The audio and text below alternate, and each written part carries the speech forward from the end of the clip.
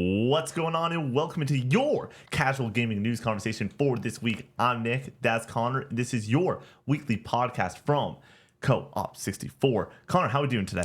Doing good. We're back. We have football on tonight. We have Knight Silksong to play at the same time. There's so many games to play right now and so much around the corner. It's a little bit overwhelming, but like Metal Gear Solid, Hell Is Us, Silksong, and football all at the same time. We're back, dude. I'm feeling good. I'm feeling great, man. I went and wrote my fantasy article that I do every single year. I write a weekly article for this fantasy league, and every single year I do the Matthew Berry love-hate preamble of old, where he would go and write an article and have like a just 6-7 paragraphs of before talking about football, just talking about something in his week, and it was always a great read back in the day. And now I don't consume basically any Matthew Berry content, but he went and left an impression on me that made me want to go and pick up that aspect of that before I hop in and talk about just like our league stuff, and I do weekly predictions and stuff like that. And with that, I brought up the fact that like, yeah, this is one of those fun weeks that it feels like everything is just lining up to be like really, really fun. Like even we shot the co-op pod today, and it was just a blast. And I feel like that's going to set up the weekend in a way that I'm just stoked for everything I'm doing this weekend. Tonight is going to be right after you roll out of here. I'm going to get the podcast up and then play Metal Gear until football's on. And then I might have football on a monitor on mute and just be playing through Metal Gear and enjoying that. I'm about like 3 hours into that, and I think I got about like 5 hours left. So I'm sort of cruising there. Who are you taking tonight? Chiefs, Chargers? I'm taking the Chargers. Me too. And I think that I want to be clear. I think the Chiefs are going to be very good this year. They are still my Super Bowl pick to come in second. I think that they will lose to the Eagles. Run it back. Yep. It's always boring. I think that people always get excited. You want to know who? There's a great line of like the 5 years in a row of everyone's preseason favorites, the Bills, that you're the champion of that. Other than that, you're the champion of nothing. Like same with the Ravens, and same with the Lions, and same with even this year the Packers and the Broncos and the Bengals. Like everyone has those teams that they're like, I'm really high going into the year on. I just think that we saw the Eagles play last night. The Eagles are terrific, and they didn't have to throw the football.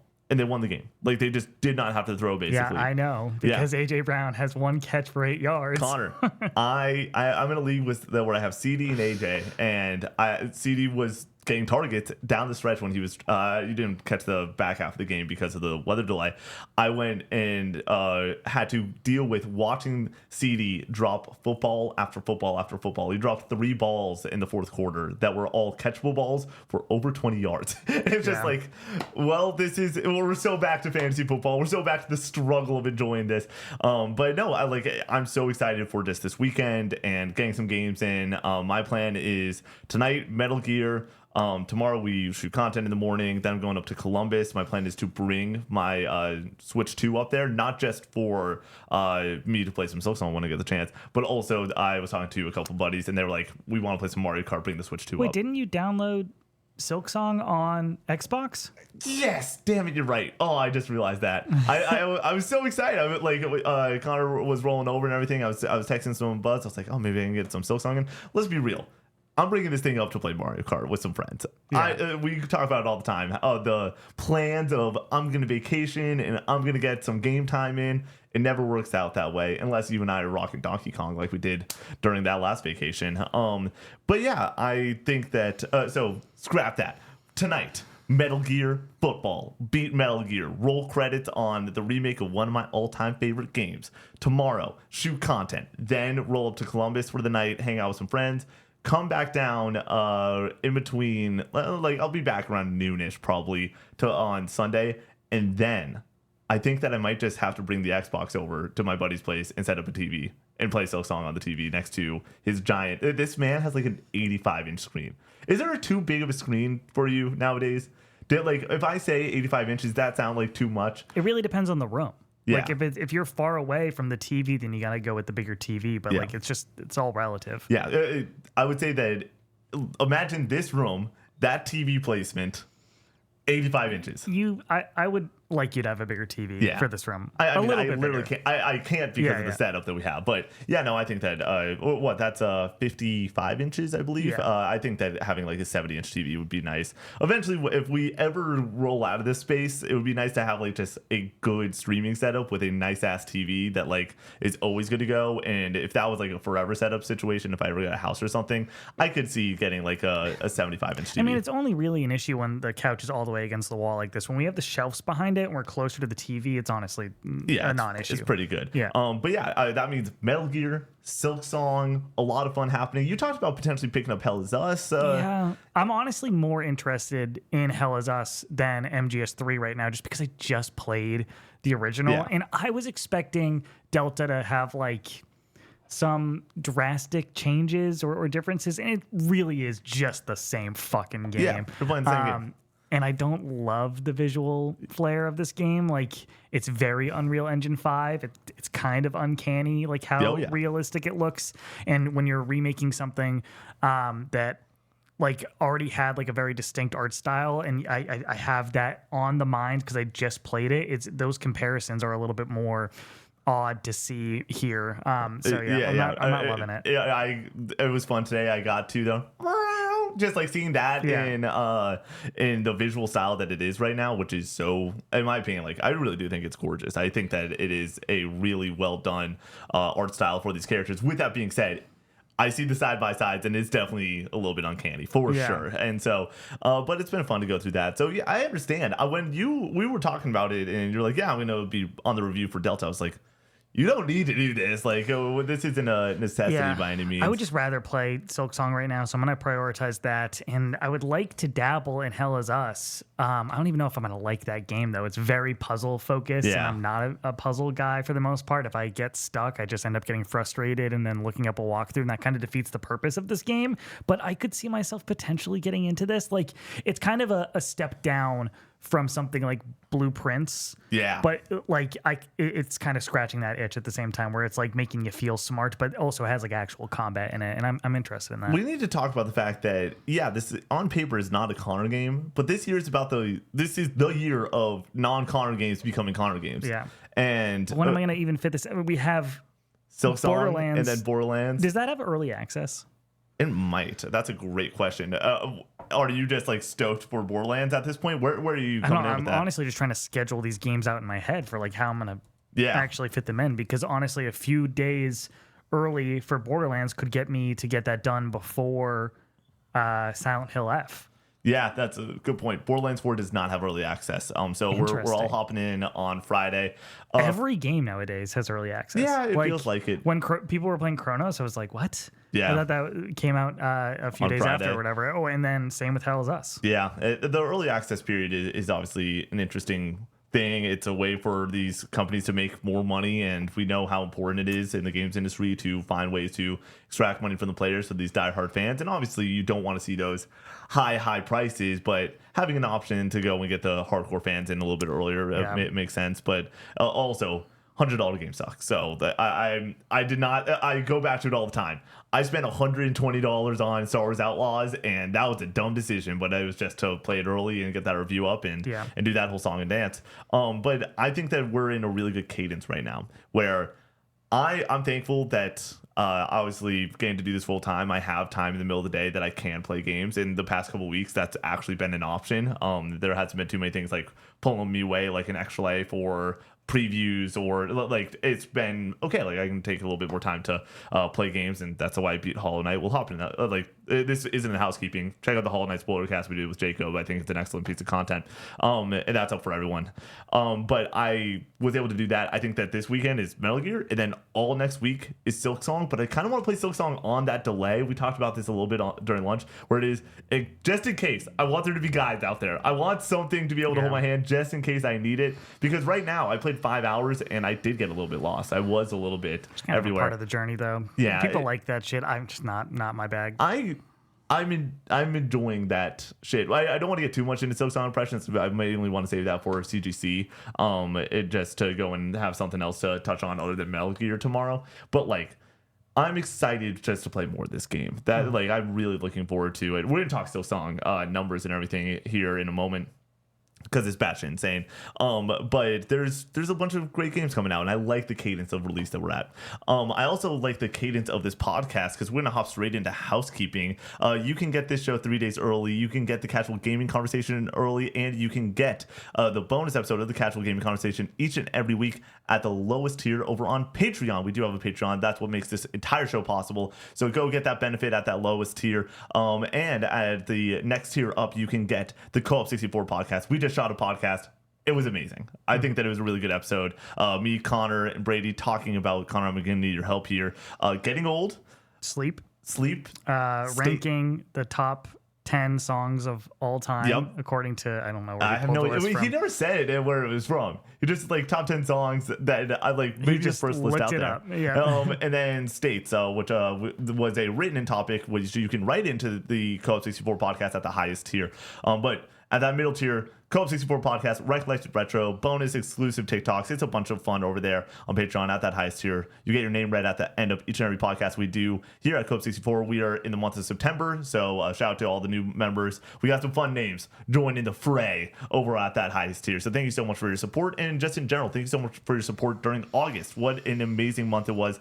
Hitting that goal with Jacob and doing that podcast was just such a treat and delight, and it got me off my ass to play all of Hollow Knight in the span of 10 days. Connor, I calculated it. I played Hollow Knight. So it gets announced, and we have 2 weeks, right? Between announcement and release. I played Hollow Knight for 4 days between those times. And I played 25 hours of Hollow Knight in 4 days. Nice. And one of those days was a 3-hour session. So you go and do the math on how long some of these sessions were. It was great, man. What would you rate it out of 10? Hollow Knight? You can find that out over on the spoiler cast. Me know. Fine. Okay. 9.5 out of 10. I think it's it is the second best indie game I've ever played. How many tries did it take you on the boss, and on a boss that took you the most tries? My longest boss was the boss you also got stuck on. You can see that's going up as the Twitch clip tomorrow. So you can go and check that out. It's a funny clip. It's just me beating my head against the wall for an hour and a half. That's the one where I deleted everybody's channel points by just everyone betting on me to finally succeed and just failing over and over and over again. So here's the thing. You actually had a weapon that was upgraded enough to do it. By my knowledge, I asked the people. I was like, did Connor have a level 3 weapon at this time? And the answer was yes. Probably, because Drifter was helping me. I did not. And so that meant that in your case, it takes 34 hits to beat this boss. Mm-hmm. In my case, it took 53 hits to beat this boss. Very frustrating. There was a couple times where people were counting in the chat. And they're like, you got about 50, bud. And I was like, oh my gosh. Like, we're so close. But it was a really fun time. Why not leave and go get the upgrade that you need and then come back? Connor, that's so I would have saved myself so much time if I did so that. You. The next morning, so that was Tuesday night. I stayed up late because I wanted 2 things. One, I was like, I'm going to be playing more Hollow Knight right after stream, no matter what. Like, I'm going to hop literally straight into it. So might as well just stream it. And 2, it was nice to have the chat help and be able to point in a couple directions when I got a little bit lost. But I went and I was like, I'm just going to beat this no matter what tonight. And then the next morning, I'm going to wake up and get the upgrade. And I'm going to get a mask shard to get to level 6 masks. Because I still had the starting 5 masks while I was doing that fight. So I like people were, people were like, you're taking forever. But then people were also like, you're doing a really good job for the kit that you currently have. So it wasn't too bad. But no, I really enjoyed my time with Hollow Knight. I highly, highly, highly recommend checking out the spoiler cast that we did. It is truly great, and shout out to Jacob for joining us on that one. Our number one Hollow Knight fan that we know, and his content's great. So go and check that out over there. Twitch streams. We are back with another week of streaming fun on Monday. We have more Lies of B. Can Brady learn how to parry? The answer is no. He's not even trying to. I sat down with him afterwards, and I legitimately was just like, okay, bud, you need to parry, or else you're going to just hate this game. Like, this is the mechanic of the game. This is what you have to do. Him make no progress for an entire stream and just learn the parry. just to make the rest of the streams a lot smoother than to continue on the way he's because continuing. he's just dodging. He's trying to be a dodge daddy. We need Perry Poppy. Like it's tough, man. On the Tuesday Thursday stream, we will continue our Ocarina of Time playthrough. Obviously, we called a little bit of an audible on Thursday with the release of Silksong, but we will continue more with the Ocarina. What a game! What a brilliant video game, Ocarina of Time. And then on Wednesday, Connor's going to be back with more Silent Hill fun.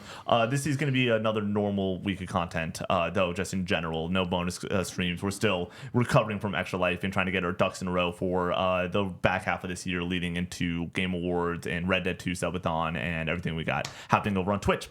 Discord, join the Discord. Link is down in the description below. You can go and hang out and talk about how bad AJ Brown sucks on Thursday Night Football with me if you were in that Discord. I was furious. It was a whole thing. But no, you can also just talk about video games. We talked about the slate of games at the start of this podcast. There's a lot of games coming out. You're going to want to be in there talking about them with us and the rest of the community. I'm sure there will be a spoiler thread for Ghost. For sure. Maybe we make one for Hollow Knight? Just because, that's not a bad idea. People probably are going to get to further bosses and don't want to spoil that. So. Yeah, that makes complete sense. Go and hop in the Discord, talk about the latest and greatest of what you're playing. Maybe, a big thing is Borderlands 4. I assume that we'll make a Borderlands 4 tag potentially just so people can hop in together. I never played the Borderlands franchise with other people. Like, can you just hop in, hop out, and kind of like just, or do you have to play through most of the story together? Like, is it kind of like... I have no idea. It's kind of like Monster Hunter? I don't know. Let us know in the comments below how that all works, because we're going to probably be playing on that release date, and it's going to suck. It's going to be a tough time trying to figure that out. So if you know, hop in the Discord and help us. Merch, we are moving stores. Things are actually moving. They're good. We're getting there. But no matter what, it will always be call64store.com. If the page is still up on the old website, you are still able to order merch on it. When it goes to the new website, you'll be able to order merch on that. No matter what, though, you'll still get your merch, and it's great merch. If you want a mug, go and buy it now. They might be gone forever after this. And then review us on Apple Podcasts. It gets the show out to more people. And the comment section, get in the comments down below. Let us know what we messed up during the show so we can set the record straight on the next episode of the Casual Gaming News Conversation. All right, headline number 1. Headline exclusive. Insomniac Games' Wolverine is likely to be at PlayStation's next State of Play. This is Tom Henderson at Insider Gaming. Insider Gaming sources have revealed that Insomniac Games' Wolverine is ready to be shown off for the first time officially since the 2021 PlayStation Showcase. According to sources who wish to remain anonymous as they couldn't talk about company plans, PlayStation is currently planning its next State of Play event towards the end of September. Other sources revealed that Insomniac Games' Wolverine is, quote, almost certainly going to be at the event, as the production of its next trailer has now been completed. If the game doesn't appear at State of Play, then the trailer will undoubtedly be released in the next few months, with the Game Awards likely being the next candidate. End quote. Connor, Wolverine's alive. This is a video game that actually seems like it's going to come out. They are making progress. Mm-hmm. How do you feel about the fact that we could be seeing Wolverine in the next 20 plus days? I'll believe it when I see it. This game is like kind of ascended to mythical status in a way that something like Silksong also kind of found itself in, where it just, when is it going to show up? When is it going to finally be revealed again? And I would not be shocked if this shows up in the next State of Play, but I do think that them mentioning Game Awards kind of makes a little bit more sense, more eyes on it. And Wolverine, Insomniac, their superhero games are kind of more of this like bigger, more mainstream type of game or whatever. Like people who don't play stuff like God of War and The Last of Us get into Spider-Man and stuff like that. And I imagine Wolverine will be a similar case. So I feel like that's better suited for the biggest stage in gaming right now, and that would be the Game Awards. So yeah, I could see that happening. I'm excited for more footage of this game. I'm excited to see if they were able to kind of polish this up and get this into a good state after we saw the leaks that I didn't think looked super impressive, but also it's early development. So I'm not judging it too harshly on that. But yeah, I'm excited to finally get more information on this game. Release date, I think, is probably unlikely at this. Maybe a release year. Release window. Yeah. Let's Connor, you're stealing all my amazing questions I got prepared for this show. first and foremost, though, when we're talking about release date and everything, does it actually, like, obviously, you're on the side of it could go a release year. Is that a release year next year? Or are we waiting till a 2027 situation? And if we're waiting to 2027, that blows open just what could we be getting next year from PlayStation in general. I think that this game has been so troubled that if they are going to show it, it needs to be sooner rather than later. So Okay. I could see it being 2026 because of that. If they're finally ready to reveal this game again, I think that it's more likely than not going to be for 2026. Yeah, I think it's 2026 almost for sure. I think that there's a good chance that we get a window too. I think that if it's at this event versus Keeley's, it's very interesting. Because I think if it's at this event, it is basically confirmed 2026. And then we know what 2026 is. It's Saros and Wolverine. That is the playbook from Sony first party when it comes to their major releases. And then 27 is Intergalactic. Intergalactic, maybe you get Cory Barlog's game in there. Maybe you get like Horizon 3's got to be next up soon enough, right? Like that's a 2022 release early in that year, so 2027 5-year cycle makes sense for that team, game, or at least a cross-gen maybe. Yeah, it could. And then there's the question marks of like, do we get another Ratchet on the system? I doubt it, but where are we at with that? Do we get something from Sony Bend? There's apparently job listings from them about a live service game that they're trying to make. We can talk about the frustration of that in a moment. What the hell are they doing over there? But like, I expect at this point, the cadence has changed from what times where we would get 3 major first-party Sony games in a year. We're now in a spot where we get 2. And 2026 Wolverine makes sense. I think the biggest issue with Wolverine, just to peel back to 2021, was that got announced, and then with no date, and then 2 trailers later, we saw Spider-Man with the 2023 date. I think that everyone was like, yeah, well, Insomniac just cranks out games. Like, they just go, go, go.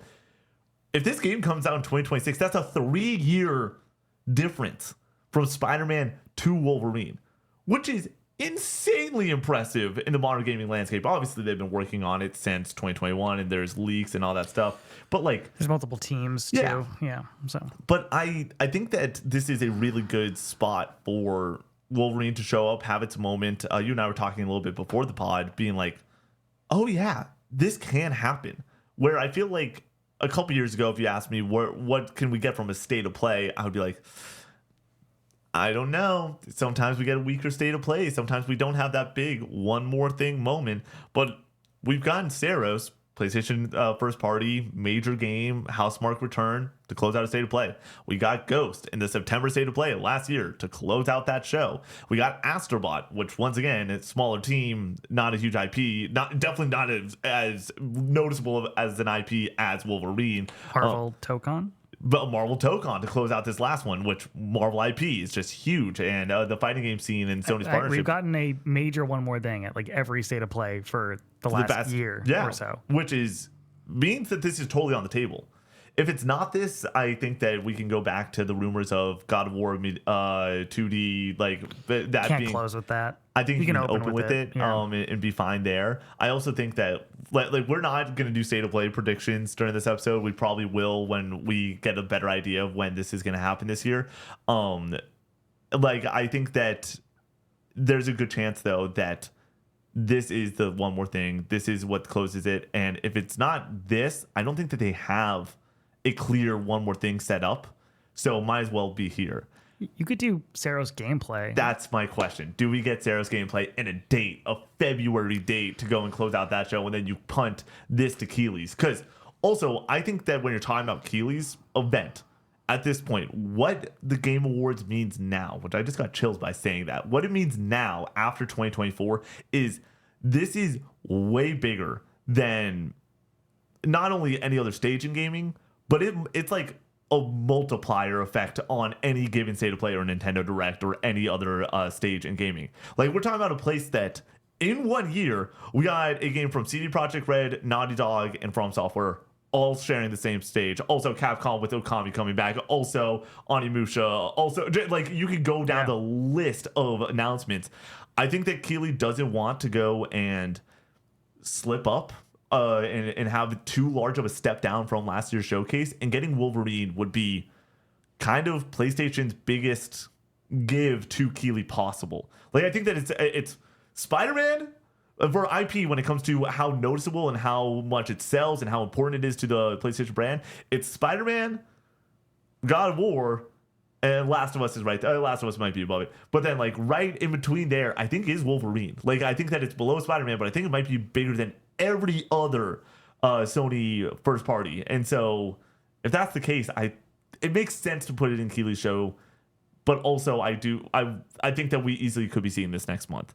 Do you think when it comes to Wolverine that you're going to be impressed? Do you have faith that this is going to shock and awe, as this game has been in development for years and years on end at this point? Or are you expecting chill? I think I'll be as excited for this as I was for Spider-Man, which I'm not a huge Marvel superhero guy, so I'm not like immediately like all in on it, but I was excited for that. I thought it looked fun, and I assume that I'll probably be in that same ballpark for this. It's not as exciting for me as the next Naughty Dog game, but like it's a clear step or two down from there, somewhere in the same ballpark of a little bit more excited than like the next Horizon game, but I'm not like to the highest degree of excitement. I'm looking forward to this one, but I really do think that like I'm in a similar spot at this point where it is I believe in Insomniac games so much to be just deliver the goods. This is going to be a good to amazing video game. Yeah, like it's going to be from that 8 to 9 range. Most likely, you're able to go and have that mature story if you want it when it comes to Wolverine and who that character is. And my biggest fear is the combat, the gameplay. Like, I understand how much fun it is to swing through New York and go thwip, as Spider-Man and like do that whole process. I don't know. I love close quarter combat in video games and punching and brawling, but I don't know if that can hold down an entire video game with the claws. If you remove the swinging from Spider-Man and it's just the combat, I think that my opinion on the game goes way down. Yeah, and same. I don't think you can obviously have swinging in a Wolverine game. We saw some footage of him like kind of clawing up the wall, and I'm like, that just doesn't look as fun, obviously. So then you really have to go and ride off the back of that combat. And if it's just kind of very similar to Spider-Man, I can't see myself being like in love with that aspect of the game. So we'll see how it pans out when we get the full game. I think it's also going to really come down to story, because like if you're able to tell a narrative that I think that there is more. There's as much meat on the bone as Spider-Man 1's story in that game. I don't want to go into story details by any means, but like that game made me cry, that game made me laugh, that game made me cheer. Like all the range of emotions were shown off within a Spider-Man 1 story. I think that you can have a really gritty story. Is this M-rated? It has to be. I hope it is. I think that the issue there is it's Marvel, and they know that it's going to be this major seller, but I think that M-rated games obviously sell immensely well still. But it's easier to go and get that literally like, hey, teen-rated game Spider-Man, sell it with the console, bundle it, go and do that whole thing, compared to M-rated Wolverine. I think that it's a little bit less of a hard sell, but I don't know if there's an IP in video games that can rival Spider-Man's IP in its totality because of movies, comics, games, the whole 9 yards there. Spider-Man, other than Batman, is the most beloved superhero. And I would say Spider-Man's arguably more beloved than Batman. So, like, it's going to be a clear step down from that perspective to Wolverine. And I imagine that Insomniac knows that going into this, and Sony knows that. If it's just Wolverine, and that is the state of play, that is what we get. We obviously talked a little bit about God of War 2D. Well, just to clarify, I feel like we touched on it. There's a rumor about a 2D Metroidvania God of War game that got rumored back in January, and then apparently there was leaks that it slipped to 2026, and like this is one of those worst kept secret types of games that, like, if you're listening to a lot of gaming content and reading and keeping up with it, you've probably heard about in this past year. if it's that and this great state of play, do you need more, or are you I solid would after like that? more. Okay. And there's also rumors like, well, Jeff, every single time, Jeff Grubb, going into this, he's like a showcase or a state of play. I don't know exactly Yeah. what it's going to be. So like every single time he says that, I get the kind of hope that it's going to be a little bit more like towards a showcase when it comes to the amount of announcements, the how big the announcements are going to be. But I don't think that's any guarantee that it's going to be a huge blowout, and that it could end up just being those two announcements and sprinkle in some smaller stuff in between it. And I think that that's fine for me because I have my expectations in check, and that's why they call it state of play now, in my opinion, because they want people to have tempered expectations. Because you call it a showcase and you have these Massive really expectations. grand expectations, and last time they did one, it was a huge letdown. So yeah, if that's it, then that's fine. I think that we'll get a little bit more than that, though. I think you could do those two, and I don't think you also do Saros gameplay, but I think you could Could we? you could technically put Wolverine like in the middle and do like a major announcement at the end with like Barlog? the next Sony Santa Monica game, and that could be a huge closer to a showcase, but not the same thing or whatever. If we are, in my opinion, if you have Sarah's gameplay, Wolverine, and Barlog's game in there, and just the announcement, title card, whatever that world we're entering with, what that is 100% a showcase, in my opinion. 100% I a understand showcase. and I agree, but imagine calling it a state of play and having those expectations be just absolutely blown out of the water, and everybody leaves that state of play. It's like, that was fucking amazing. Whereas I think that if you do that in a showcase, like, I still think that people go like, that was great or whatever, like that was awesome or whatever. But I think because of the expectations being changed because of that showcase title, like it's a uphill battle for them to really kind of meet that expectation. I think, though, and this is an interesting thing we haven't touched on, I think that it would make a lot of sense. September state of play, 2025, you crank that up to a showcase. We're finally doing it. We're finally talking about what should be, and people don't like to hear it, the swan song of the PS5. That's where we're at right now. Games that are being announced right now, every game in the January/February state of play in 2026 and summer and next year, every game, the question will now be, is it coming out on this console? When we're talking about the big boys, when we're talking about these major announcements, Horizon, like you brought up earlier, is that on this console? We don't know. Are you geared up for the next console, or are we ramping down?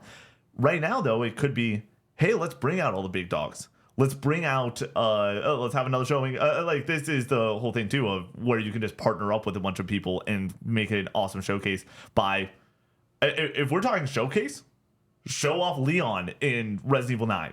You know, like, do those types of announcements that fill it out and make it feel so special.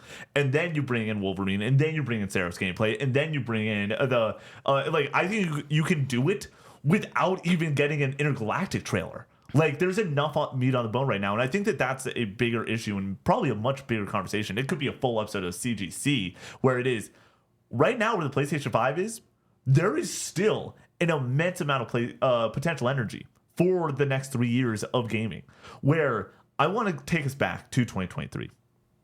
We get an amazing showcase in 2020, two of them. Two of the best gaming showcases of all time, with the Future Game Showcase and then the release showcase in September.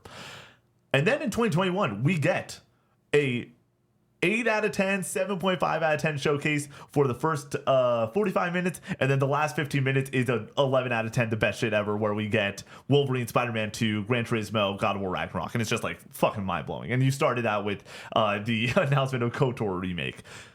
2023, when we got that showcase announced, and it was a showcase, it was the first time in 2 years that we got a showcase. The expectation was, this is going to fill out the middle of the PlayStation lifecycle. What is the middle of this console going to be? What is it going to be defined by? And they decided that it's going to be defined by Fair Games, Concord, Marathon, and we're still also going to, on the side, do our story games with Spider-Man 2 closing out that show. We were all like, where's The Last of Us Factions? Where's the next major IP that we know and love coming back? Where's Ghost? Where's these other major games? And We also got Metal Gear Solid Delta announced there, which cool. It's finally out right now. Yeah, I just that one came back. It was a great trailer, too. Yeah, so good. Go watch that trailer, dude. It'll be awesome. Great way to spend a day. Just go and watch trailers from that. Just that trailer, though, because that was the hard part. Coming out of that showcase, everyone felt bad. Like, no one felt good going into that middle life cycle. And the main question was, can they deliver the goods on these live service games? Can they actually go and find one of these 3 dart throws to be the next big thing? And it wasn't one of those. It was Helldivers. And shout out to Helldivers for going and shouldering so much of the weight of the PlayStation 5 life cycle when it came to the virality of the console thus far. Yeah. And so I think that we are in a spot where if I'm on that marketing team, if I'm working with PlayStation and I'm trying to go and line certain things up, the reason that showcases don't happen all the time is it takes a while for things to line up. Right now, there is enough potential energy if things are in the right place. We know a Wolverine trailer is done. By the way, if you are in Insomniac, make sure that this does not get leaked. I don't know how to do that, but like, please, Lord, let this get exciting and drop on the day that's supposed to. Naughty Dog recently hiring a cinematics director or whatever to make a trailer. So there's that. There's as things well. there. There's also Tetsuya Nomura talking today. You see that?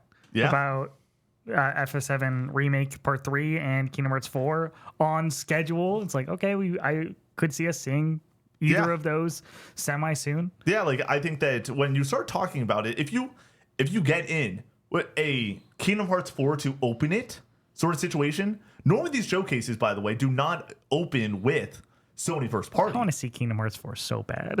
Most of the time, if we want to go back to the first PlayStation 5 showcase announced with GTA 5. That was the first thing that we got. Yeah, which that doesn't count. It doesn't count. The first thing was actually Miles Morales. So that was Sony first party. But then the next showcase was Final Fantasy 16. And then the showcase after that was KOTOR. And then the one after that was Fair Games. So, like, there is a precedent set that it could open up with not PlayStation first party. And with that being the case, it's like, yeah, I could easily see the remake. I could easily see Kingdom Hearts 4. Once again, if you have a trailer, a Resident Evil 9 trailer with Leon Kennedy, sure, sign me up. Like easy slam dunk money in the bank. A lot of RE9 before release, it feels like. Here's the thing. If Leon is in this game, currently they're running a perfect marketing campaign. Perfect. And I think that if Leon is in this game, you want that on the box. You want that known by players. Obviously, we would talk about how cool it would be if we didn't know and we were just able to experience it and it was exciting. But that honestly, that's not how the internet works nowadays. That would be like going and shown immediately on just different socials the second that somebody got to clip with Leon in it. So you have to market it. You have to go and put that out there before this game releases, in my opinion. And with that being said, you have to go and show it in a way that goes and honors and respects that character and is exciting. Oh my gosh, I'm so the just chance, the just hope of a showcase gets me so excited. There's no video game conversation I'd like to have more, Connor, than about video game showcases. And I'm going to hop in right now to more video game showcase news. Headlined 007 First Light State of Play September 2025. Everything announced. This is Michael Kripe at IGN. Quote, Sony and developer IO Interactive just brought the 007 First Light of State of Play to a close after showing off more than 30 minutes of gameplay for its new James Bond video game. It was a presentation that mostly unraveled as expected, as IO used the September 2025 State of Play as an opportunity to highlight the early days of James Bond's time in MI6. Fast-paced car chases, explosive shootouts, and creative gadgets landed among the highlights from the presentation, but it was IO's promise of a March 27th, 2026 release date for 007's First Light that emerged as the biggest news. Plus, we finally received confirmation that Dexter original Sin star Patrick Gibson is, in fact, the actor chosen to play James Bond in the new video game. End quote. Connor and I reacted to this. I gave my thoughts on that. I don't know if you caught the end of it where I gave the deep dive. You caught some of this. You were in the chat a little bit, but really didn't catch too much of this. Yeah. Did you catch up on it at all, or do you have any thoughts on this? Or it like you've probably seen the clips that have gone around socials and stuff. I saw some driving. Yep. I saw some climbing. It looks kind of like Uncharted in a lot of ways, and I'm down for that. I I'm not a huge 007 fan in the first place, so like I'm not exactly sold on this IP. I'm tentatively excited for this game, but I've also heard that it wasn't running very well. 007 frames per second has been going around. So that's concerning. TBD. I would like to see more of this game, and I hope it turns out great. And if it reviews super well, or if we get review codes for it or something, I'll probably check it out. But yeah, it's not like for when I'm making my most anticipated games list for next year, I don't think it'll be in my top 10. Great. My list goes Resident Evil 9, 007 First Light. Oh my God. Okay. I talked about this, and yes, this game has frames issues. You're not even a Hitman fan. You're not an IO fan. Connor, I'm an Uncharted fan. Yeah. And I miss this. And we had some people in our chat like saying this because when I said that, a lot of people were like, what the fuck? Like, that is wild to go and say in a year where GTA 6 exists. I was about to say I'm way more excited for GTA 6 than this, and I'm less excited for that than most people seem to be. I am excited for GTA 6. Don't get me wrong. I'm very, very excited for that title. Doesn't sound like it. I literally came out of that showcase, and if I were to rate this state of play for being a single game state of play, like a deep dive state of play, to sell me on a video game, I would give it a 10 out of 10 masterpiece. Like, I think that this game, the state of play that we got, the only thing is the frame rate that, like, I think is legitimately an issue. Guess what? We have 6 months. That's what teams do when they go and are finishing out games. They work on frame rate. They work on polishing. That is they have the bones, polish the game up, make it look pretty. Like some of the just vistas that we saw initially when you're driving into this encounter, it seemed awesome. Like I was like, yeah, it was a little framey, sure, but just the action sequence that we get towards the end of this, which is just so Uncharted 4 coded, of driving the car like through just different environments and down hills that you're not supposed to be going down, in a fun chase sequence, getting out of your car, running towards a helicopter like you're Ethan Hunt in Mission Impossible 5, grabbing onto a hose, fighting people on top of a helicopter, and then having the sick ass James Bond moments like that sounds all like Ethan Hunt, Nathan Drake. You're just classic not espionage, action fair, but getting the James Bond moments with the gadget, with the watch, and going and having these rooms be situation rooms where it is, okay, what do you want to do? And you can do it any which way. They showed a great chunk of gameplay of like, this is what we're doing this time. But then for them to dial it back with the last 7 minutes and do a overview of welcome to the world of 007. This is like, and really go and get into the minutia of this game. I think was so insanely well done going in. Literally, my biggest question was, I'm not a Hitman guy. I know that there's a lot of people that love Hitman and champion it as one of the best franchises out there. We're talking about games with high 80s on Metacritic. We're talking about some very beloved sandboxes that people just love to play around in and love being an Agent 47. And I wanted to see why that works for a lot of people, and I know why that works for a lot of people. They talk about, hey, do it any which way you want to. Like just being able to play the game how you want to is the selling point of that game in a major way. For them to go and be like, okay, you can go and it's the classic thing of you can go in guns blazing or you can go and do stealth. That's normally what you get in a demonstration like this. They were literally like, okay, so this time you can go and use your watch to use this. This time you can go and punch. This time you can go and lock them into a door and just not even worry about them. Next scenario. This time you can go and punch. This time you can go and shoot. This time you can go and use a smoke bomb and just walk by them. If you want to go and take them out, you can do that. You can go take a camera out. You can like for them to go and show out literally option after option after option after option. Sounds very Hitman. It's so Hitman, and that's what I wanted to see. But what we're getting, if I asked you before any of this was shown, and we were talking about this on a podcast, what you want from an IO James Bond game, you would say, give me the baby of Hitman and Uncharted. That is exactly what we're getting. And that sounds fucking awesome. And it looks awesome. I like the idea of running through an environment, going and taking a shot at Bugatti, blowing someone's kneecaps off. It runs out of ammo, hucking it at a person, knocking them out, continuing running for like all of this works for me in a way that, do I think that this is going to be a masterpiece? Do I think it's going to be a 10 out of 10 game? No. Do I think it's going to be at least an 8? Yes. Do I think that it like looks like a really just fun video game? Yes. I'm playing Hollow Knight over the past couple weeks, and I was so excited to play through that game because I was just like every single day I was excited to play it. There's that energy when you have a game that you really are just stoked on, that sitting down on the couch, it feels different than when it's a game that's like I'm having fun with it, but like you're not like, I need to sit down, I need to play this. Me with Bonanza this year. Yeah. The only game this year for me. For me, I would say the only game this year, there's three. It is Hollow Knight of old, and then Expedition and Death Stranding 2. I think that all three of those games are just like absolutely unbelievably amazing. I feel like this is going to be one of those games for me. In the same way that Resident Evil, when we demoed that, I was like, oh my gosh, like this is just so good. Like it's so clearly so good and high quality.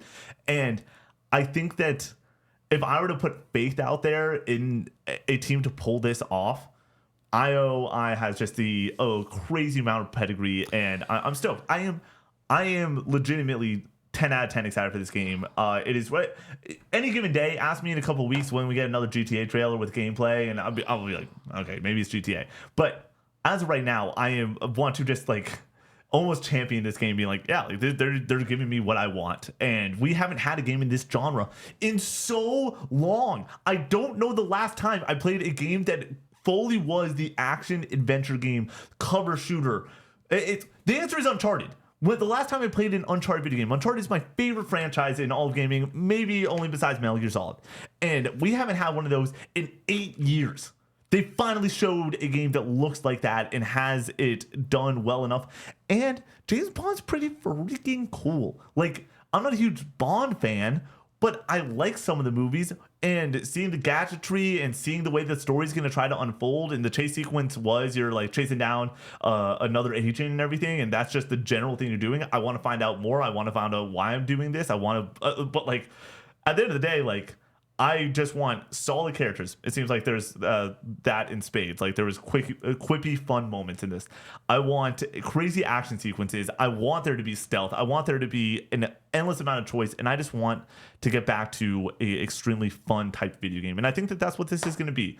I understand people being tentatively excited about this. I totally get it, especially with the frame rate issues.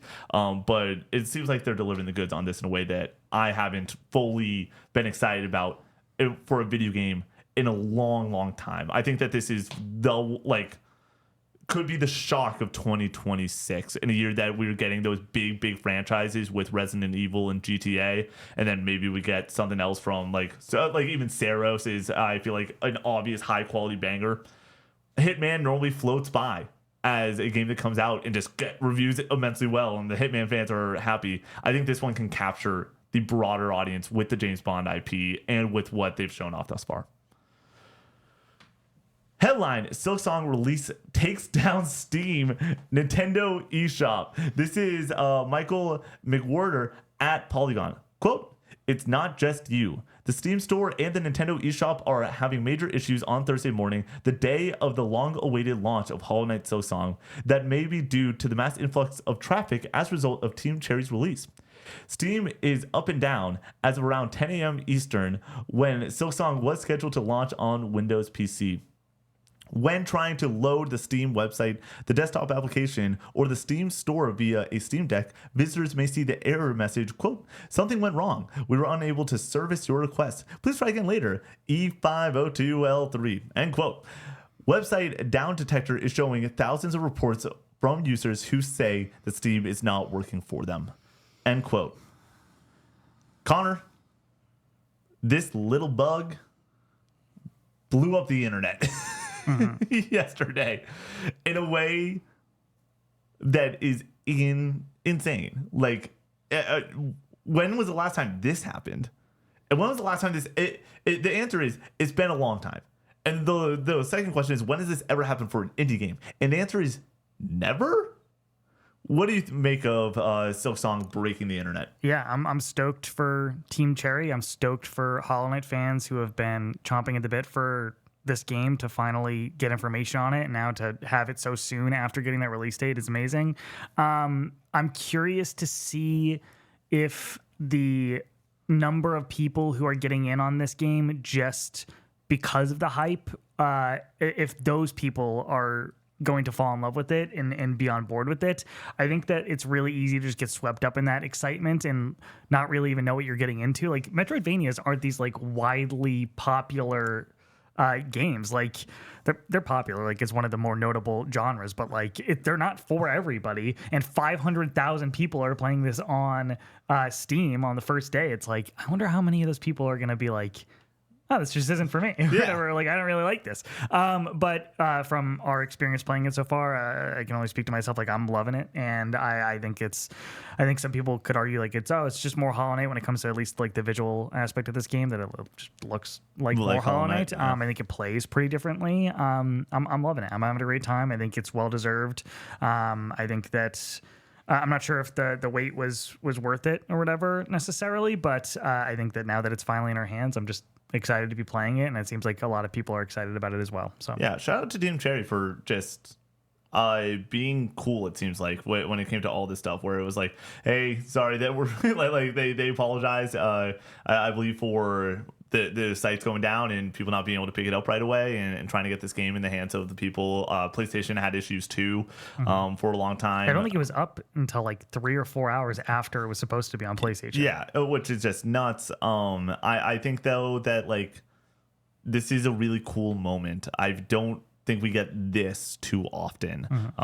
I literally think that this is indeed GTA 6 to some level. Like that is what we're getting from this team, and that's what we're getting from this moment. It feels like it is a game-breaking moment.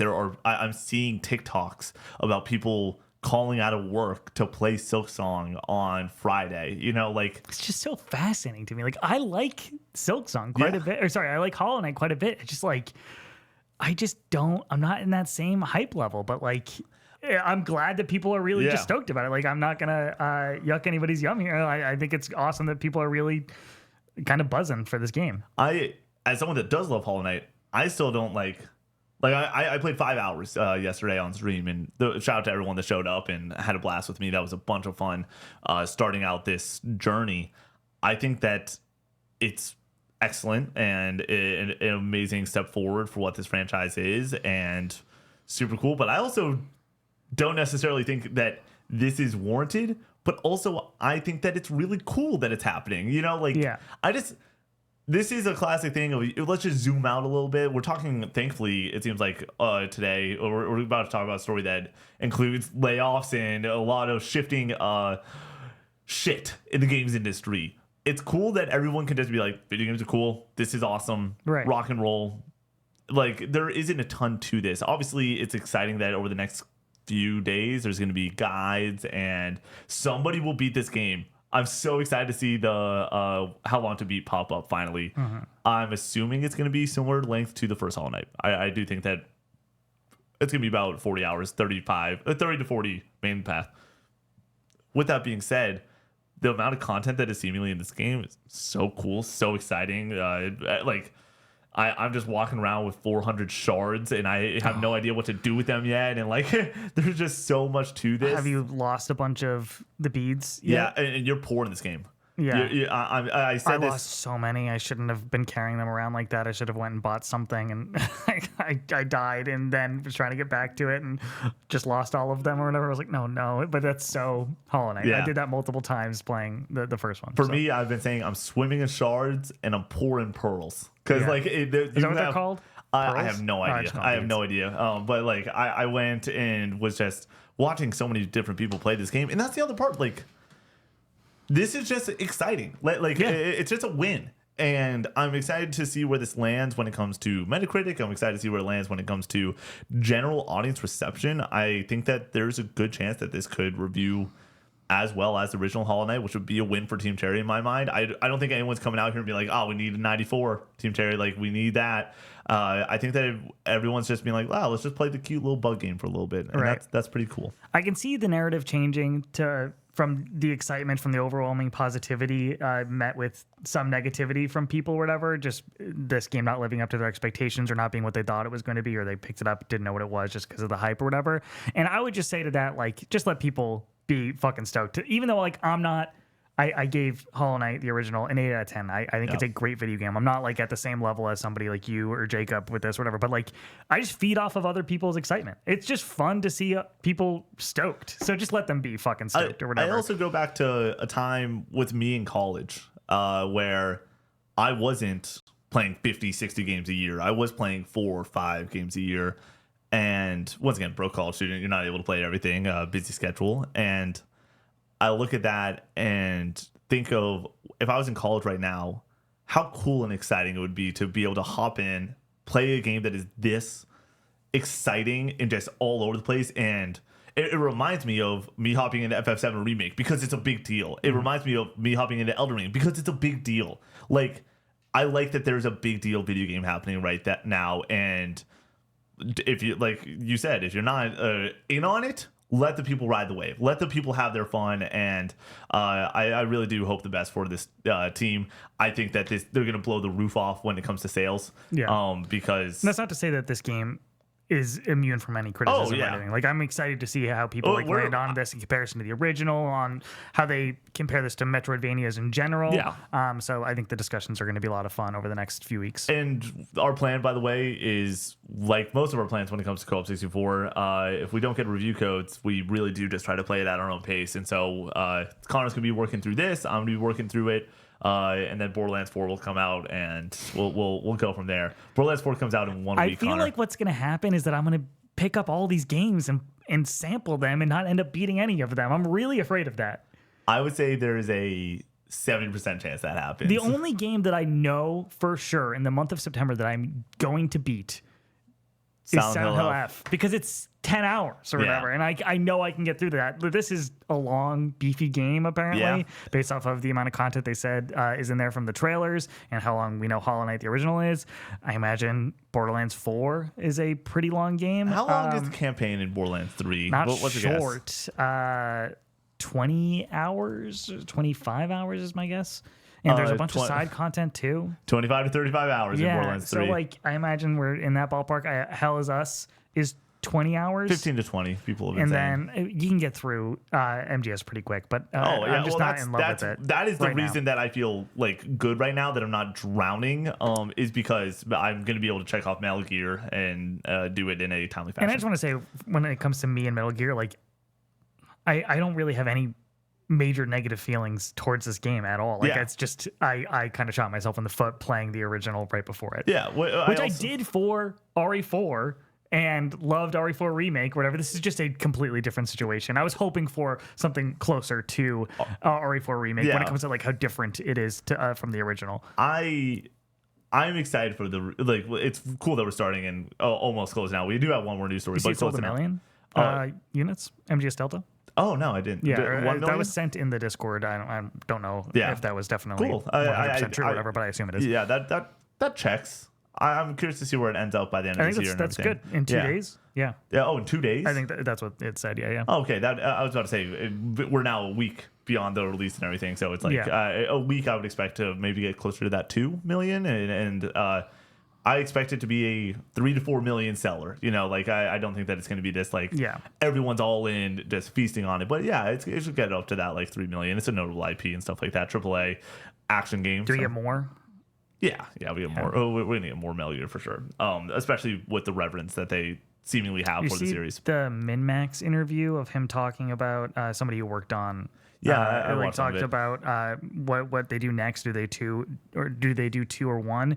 And like, if they were to do 1, they have to like completely remake that game. And in comparison to what they did with Delta, like, and have like kind of the bones of the game, like it's a very big undertaking. But I really want them to do 1. I think that the answer is you do 1, and like you have to do 1 before 2, and you start with trying to figure out how to make the Psycho Mantis fight brilliant.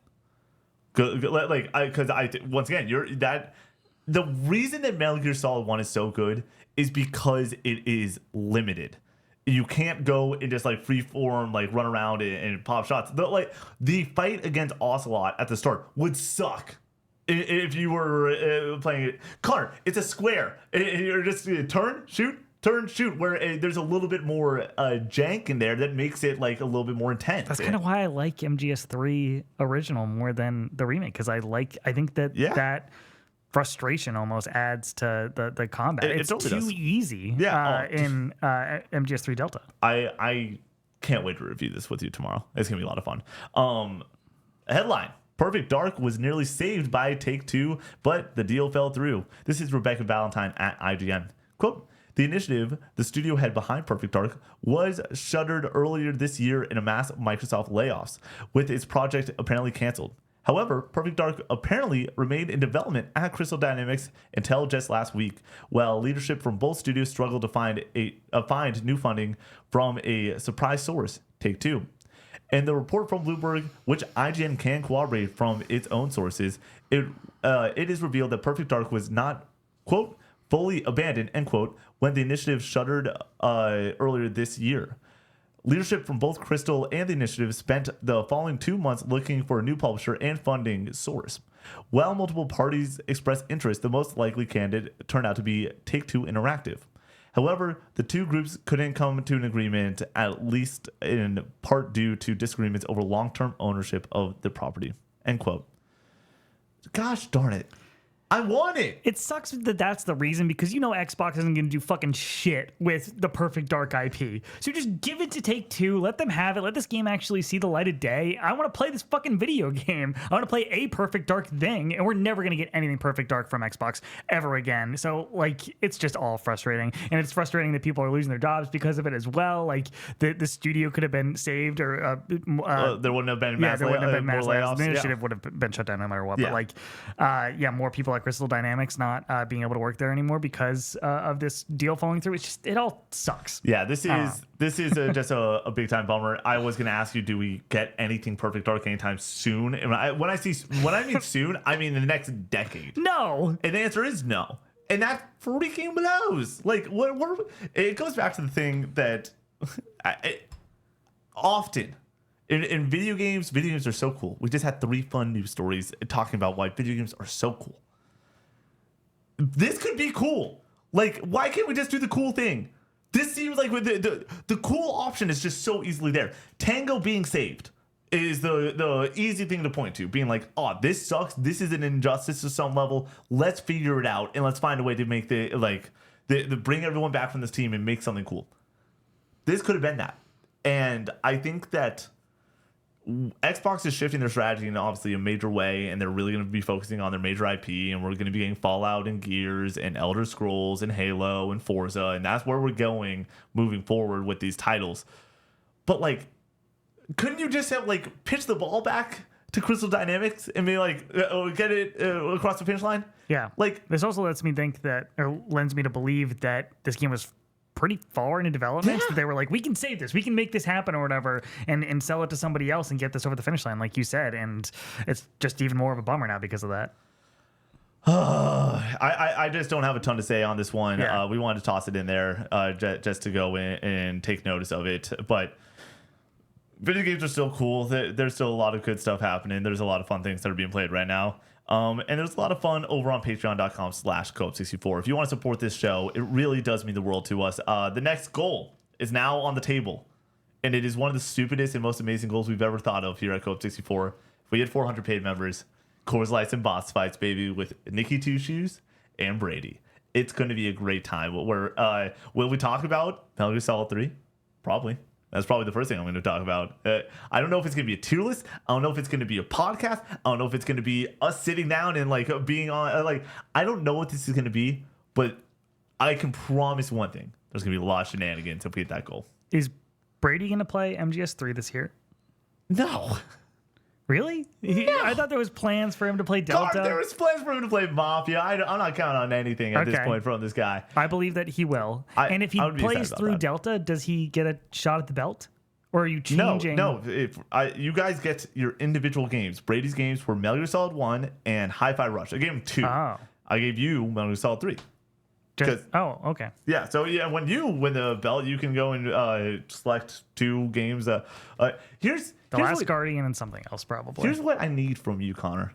I need you to stop being a coward. Because if you go and challenge me and win it, you're going to hold the belt for a while. If you don't challenge me for a couple months, let's just say you challenge me during the Red Dead Subathon. You're gonna hold the belt for 2 months? I'm gonna break into your apartment and like wake you up at like 2 a.m. and be like, "It's time for the belt challenge," or whatever. Connor, any time or place, I'm so unafraid of you. It's unbelievable. Or you're gonna be I'm gonna be streaming from my phone or whatever. Oh yeah, I'm gonna wake up and be like, all right, let's do it.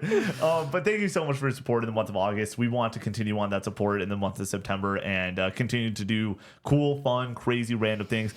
With that, by the way, the goal is always with that content for it to immediately go over on YouTube and to be a fun YouTube thing that we can go and toss over there too. So thank you just so much for the support over there. It really does mean the world to us. And thank you to our members over at the highest tier that support this show. We got a new list, Connor. Amazing members like Pigeon Power, John B, Library Daniel, Tyler, Trace H, Crumbly L, Sir Shellis, Cody H, Ooh Gracie, Chuzar, MG Dunbar, Mr. Munchies, Farmer Spud, Rocket Tater, Nofi. The Dankest Mike. It's a great name, Connor. The Dankest Mike entering the fray. Are you kidding me? Swampy Bits, Jaxie T, Tristan C, Sconesy C, Strachan 1978, Das Goopy, Dingleberg Rules, Sunshuru, Hook'em Horns, Go Nash, Neutral Sphere, Easton C, Stooby Dooby Doo, Stooby Dooby Doo, Crispy, DJ Zach B, Uli, Jacob D, Big Mac, Metal Nate, The Patty Cake, Bear Pog, Cowboy Jesus, Yogi, Dom, Holnem, Colin C, Brack, Voodoo, Milky Sins, Alex the Golden, Andrew H, Master Diz, Cannon Fodder Games. Shout out to Cannon Fodder. You're the topic that got chose for the Go Up 64 podcast. Bad Fella, Only One Rufus, Drifter X1, Skirt Skirt, Goops, JMat B3, Ali Benali, and Kingdom Hearts Sucks. Real quick, since Shrew sent me a TikTok of all the limited edition Vitas today. Oh my god, they're so cool, and I did not need that to be put in front of me because now I want them Connor, all. it's just money, baby. Oh my gosh, thank you so much for your support, and thank you so much for watching this episode of the Casual Gaming News Conversation. We will see you in the next one. Peace out.